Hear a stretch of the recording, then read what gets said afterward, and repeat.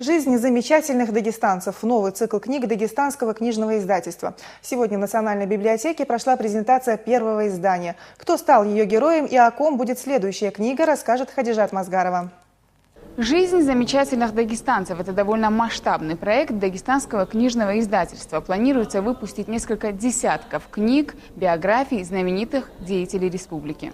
И вот уже сегодня презентация первой книги. Абусубьян Акаев – просветитель, поэт, ученый конца 19-го, начала 20 века, один из основателей первой типографии в Дагестане. Сторонник новометодной школы, где вместе с религиозными предметами преподавали и светские. Одна из центральных тем его творчества как писателя, публициста – это гражданская война. Его труды легли в основу многих учебников истории.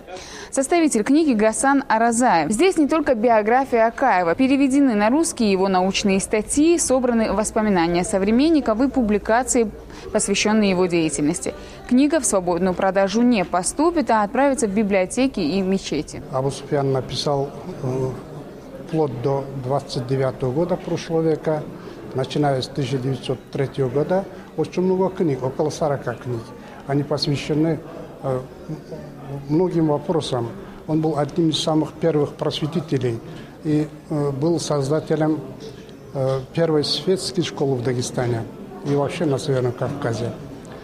Этот цикл мы затеваем на многие годы. Мы сейчас будем планировать уже тематический план этих книг. Мы подготовили целый список выдающихся дагестанцев. Конечно, мы этот список будем обновлять, будем советоваться с представителями науки, ДНЦ. Героями книг цикла станут не только деятели прошлого, так в планах издать биографию Мурада Кажлаева, Готфрида Гасанова и политических деятелей республики. Хадижат Мазгарова, Эльдар Ибрагимов. Время новостей.